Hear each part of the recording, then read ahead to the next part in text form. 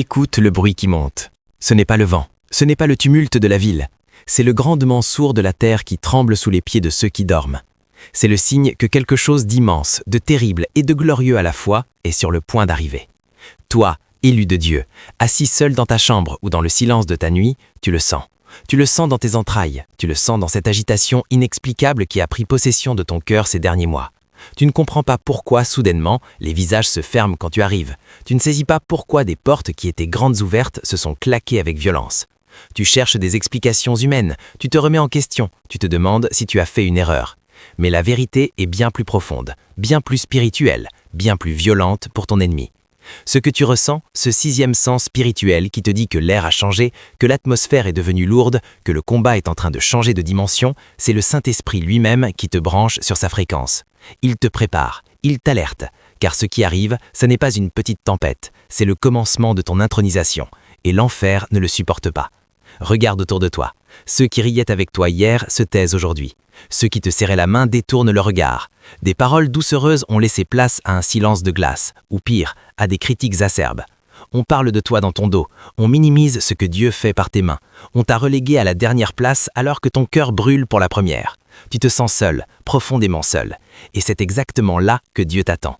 La douleur que tu ressens, cette morsure au cœur quand tu vois l'injustice, quand tu vois le méchant prospérer sur ton dos, quand tu vois des moins compétents que toi être élevés, sache-le, cette douleur est le lieu de ta visitation. Dieu n'est pas venu pour guérir des gens heureux dans leur médiocrité, il est venu pour ceux qui pleurent parce qu'ils seront consolés. Cette solitude que tu expérimentes, c'est le désert. Et le désert n'est pas un lieu de mort, même si ça en a l'air. Le désert est le lieu des fiançailles. C'est là que Dieu te parle au cœur. C'est là qu'il dépouille ton âme de tout ce qui n'est pas lui pour te revêtir de lui-même. Alors, qui a retourné les tables? Qui a changé les regards? Pourquoi soudainement es-tu devenu la cible? La réponse est biblique, simple et terrifiante pour tes adversaires. L'onction frappe à la porte et le bruit de ton élévation réveille les dragons. Tu ne luttes pas contre la chair et le sang, mais contre les dominations, contre les autorités, contre les princes des ténèbres. Quand Dieu décide d'élever un homme, il permet d'abord que tous ceux qui ne peuvent pas supporter sa gloire future se lèvent contre lui. Pourquoi? Parce que c'est dans le creuset de l'adversité que se forgent les diamants. Si tu es attaqué, ce n'est pas parce que tu es mauvais, c'est parce que tu es dangereux pour le royaume des ténèbres. Un arbre qui ne porte pas de fruits n'est jamais secoué. On secoue l'arbre qui est chargé de fruits.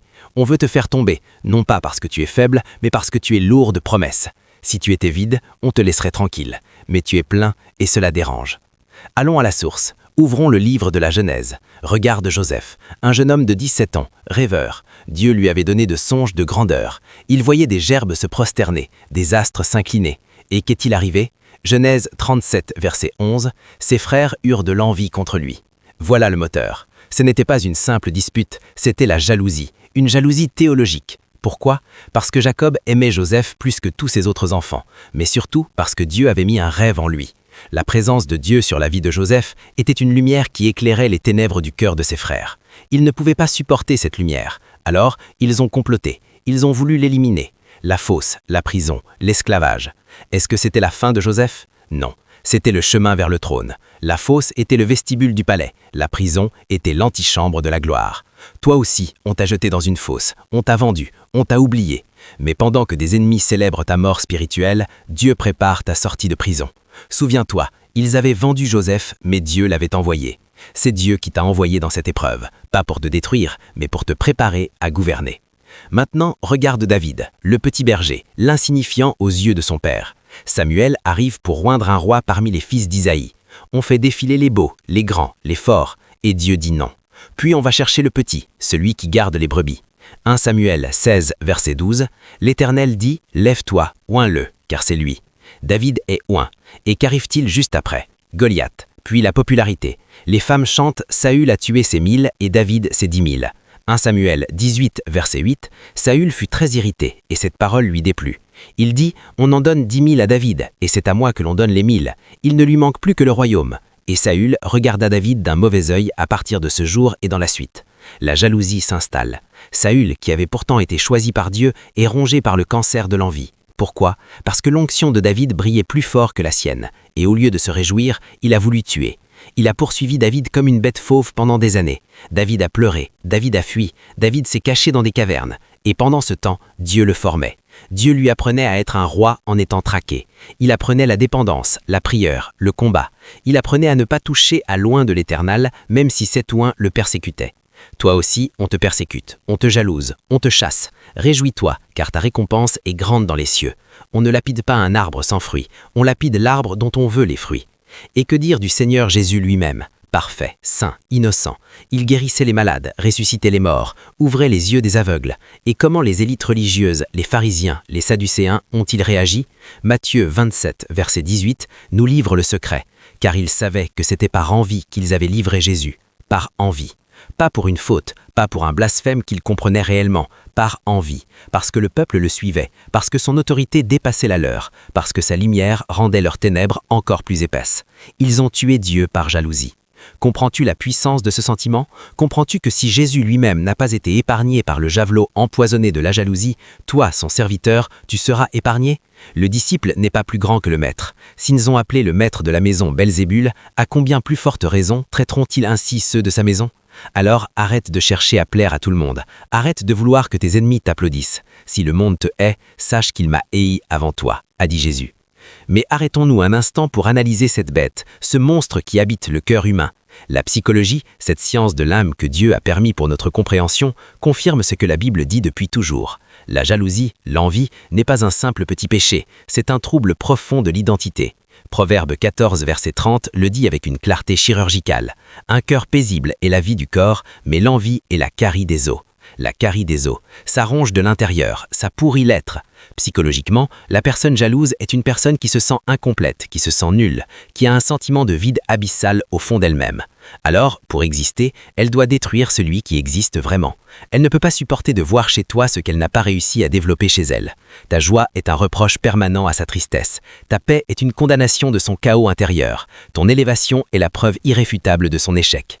Alors, elle doit te diminuer, elle va trouver des poux dans ta crinière, elle va colporter des rumeurs, elle va te prêter des intentions mauvaises, elle va t'isoler. Pourquoi ? Parce que ta lumière la brûle. C'est une question de survie pour son ego malade. Comprendre cela, c'est déjà guérir du besoin de leur approbation. Ils ne peuvent pas t'approuver, parce que t'approuver, ce serait se condamner eux-mêmes. Cette jalousie, elle est souvent déguisée. Elle ne se présente pas avec une corne et une fourche, elle vient avec un sourire. Elle dit « Je prie pour toi », mais elle se réjouit en secret de tes chutes. Elle dit « Je suis là pour toi », mais elle prend des notes sur tes faiblesses. Elle dit « Dieu m'a montré quelque chose pour toi », mais c'est pour te contrôler. C'est la jalousie de Saül qui dit à David « Prends ma fille, épouse-la, combat mes guerres ». C'était pour le voir tomber. C'est la jalousie des frères de Joseph qui disent « Voici le faiseur de rêves, tuons-le ». C'est la jalousie de Caïn qui dit « Allons au champ ». Et là, il tue son frère.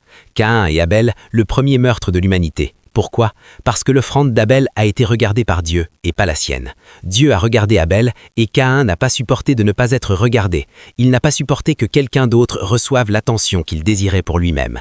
Et c'est là que la psychologie rejoint la théologie. Le jaloux est un idolâtre de lui-même. Il veut la place de Dieu.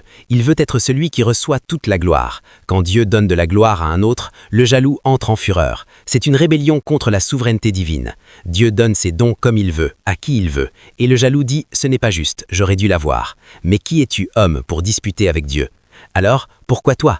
Pourquoi es-tu la cible ? Pourquoi ces gens, parfois même dans l'église, dans ta propre famille, dans ton cercle d'amis, cherchent-ils à te briser ?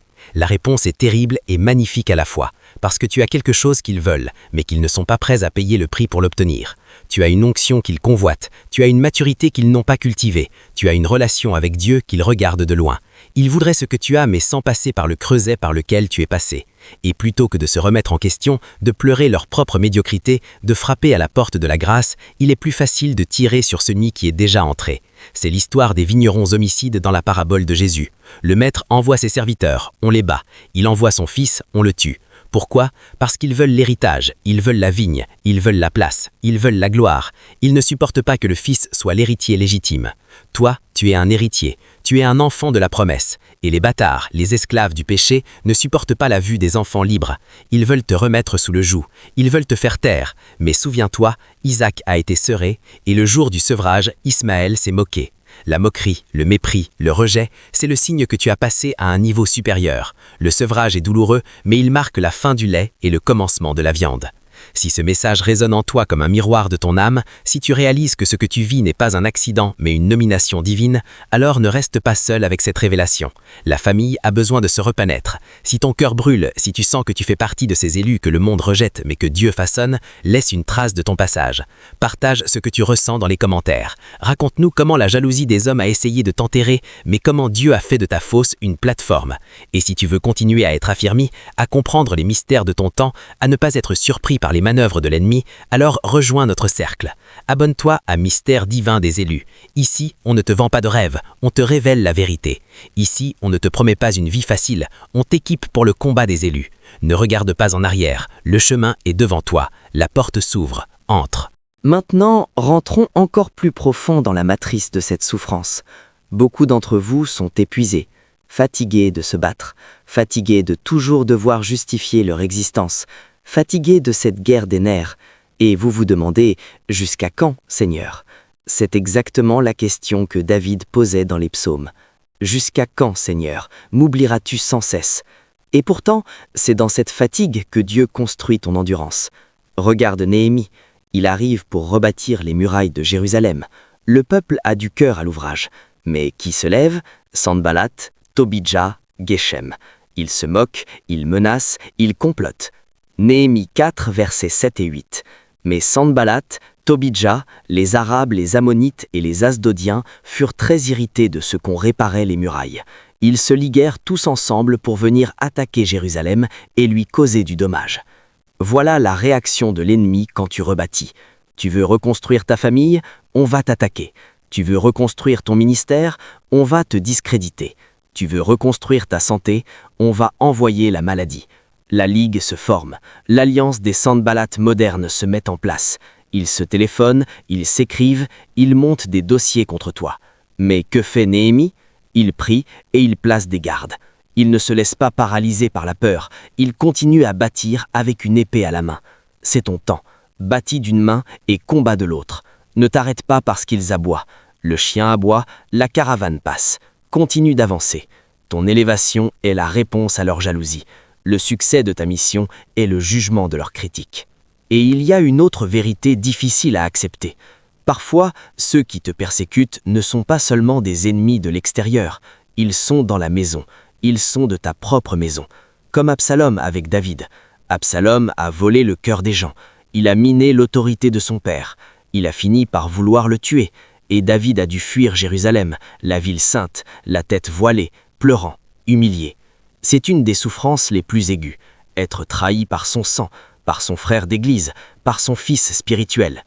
Pourquoi Dieu permet-il cela? Parce que David avait besoin d'apprendre que sa sécurité ne vient pas d'un palais, mais de Dieu seul. Il avait besoin de pleurer ses propres péchés. Il avait besoin d'être humilié pour que sa gloire future soit purement divine.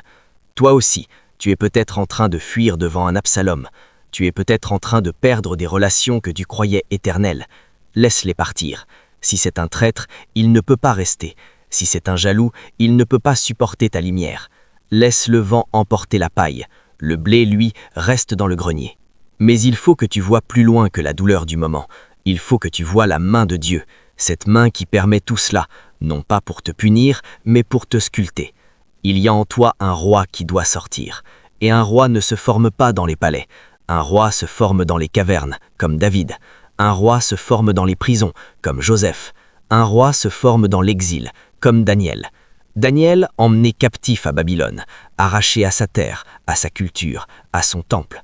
Mais dans cette Babylone, il a appris à gouverner, il a appris à interpréter les rêves, il a appris à rester pur au milieu de l'impureté. Il a appris que Dieu règne sur les royaumes des hommes. Et à la fin, même les rois païens se sont prosternés devant le Dieu de Daniel. Toi aussi, tu es en exil, tu es dans un système qui ne te comprend pas, qui ne veut pas de toi. Mais c'est là que tu vas briller, c'est là que tu vas être promu, parce que l'Esprit de Dieu est en toi et qu'il n'y a pas de chaîne pour cet esprit-là. Alors, comment réagir? Comment ne pas sombrer dans l'amertume? Parce que le danger quand on est persécuté, quand on est rejeté, quand on est jaloux, c'est de devenir amer. Et l'amertume est une racine qui empoisonne. Elle te rend semblable à ceux qui t'ont blessé. Elle te fait haïr à ton tour. Mais l'élu, lui, ne peut pas se permettre ça. Regarde Étienne, le premier martyr. Alors qu'on le lapidait, que les pierres fracassaient ses os, qu'est-ce qu'il a dit? Seigneur, ne leur impute pas ce péché. Il a pardonné. Il a vu Jésus debout à la droite de Dieu. Il a eu la vision de la gloire au moment même de sa mort. Tu dois, toi aussi, dans le creuset de la jalousie, garder un cœur qui pardonne. Non pas parce qu'il le mérite, mais parce que c'est l'arme la plus puissante contre le mal. Le pardon désarme la jalousie. Le pardon coupe la racine du mal. Le pardon te maintient dans la position haute, celle de l'autel, pas celle du tribunal. Si tu juges, tu descends à leur niveau. Si tu pardonnes, tu t'élèves au niveau de Dieu. Mais attention, pardonner ne signifie pas être naïf. Pardonner ne signifie pas refaire confiance aveuglement. Jésus pardonnait tout, mais il ne se fiait pas à tous, car il connaissait ce qui est dans l'homme.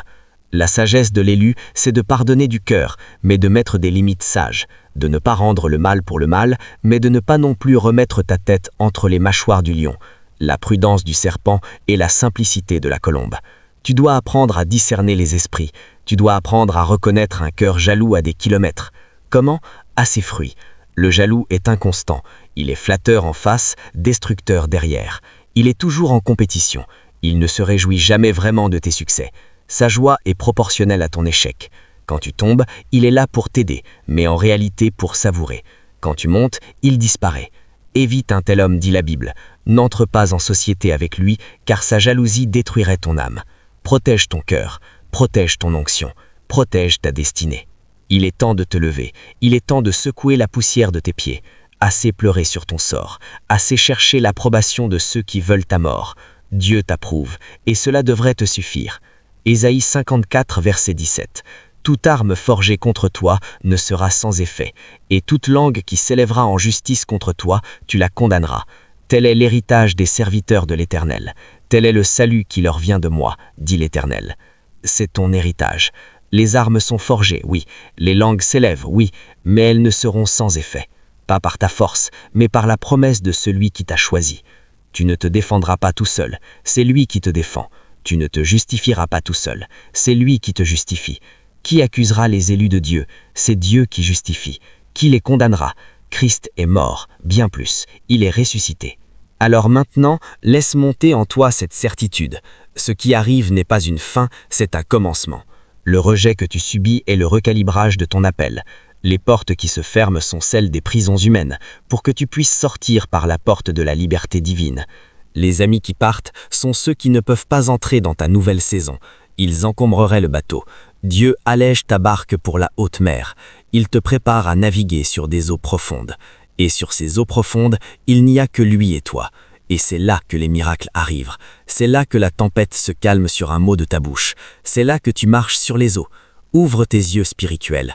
Vois ce qui se trame dans l'invisible. Pendant qu'ils complotent contre toi, le conseil des élus se tient autour du trône. Pendant qu'il creuse une fosse pour toi, Dieu creuse un canal pour la bénédiction. Pendant qu'il jette tes affaires par terre, Dieu prépare la salle du trône. Tu es en train de changer de dimension, et ce passage est douloureux, comme un accouchement.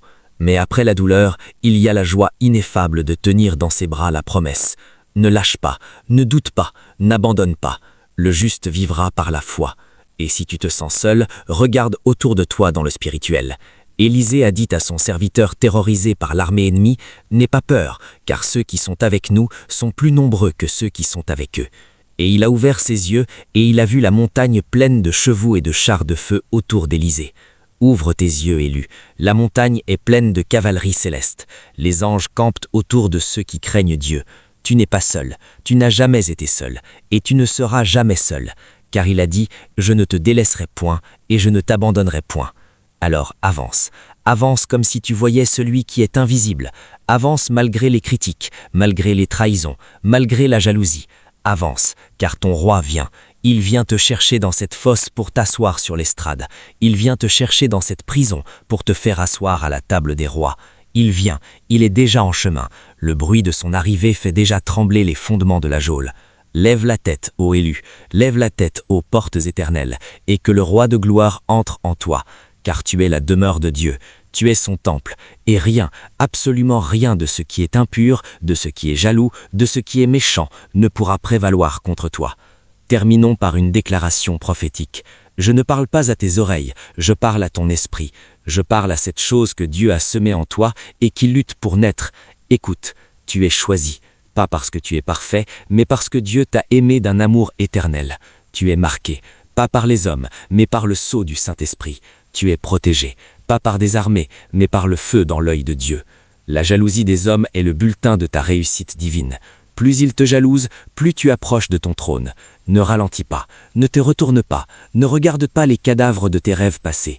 Regarde devant, regarde l'horizon.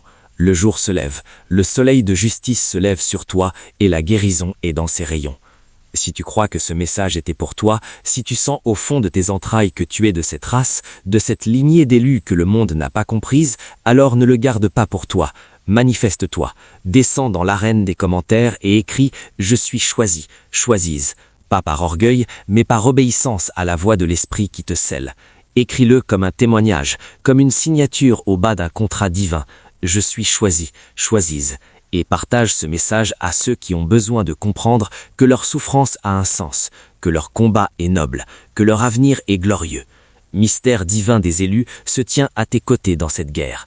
Ici, on ne dort pas. Ici, on veille, on étudie, on prie, on combat. Abonne-toi, active la cloche, ne manque aucun message, car les temps sont urgents et le maître de la moisson a besoin d'ouvriers. Sois prêt, sois fort, sois un élu. Que la paix de Dieu, qui surpasse toute intelligence, garde ton cœur et tes pensées en Jésus-Christ. Amen.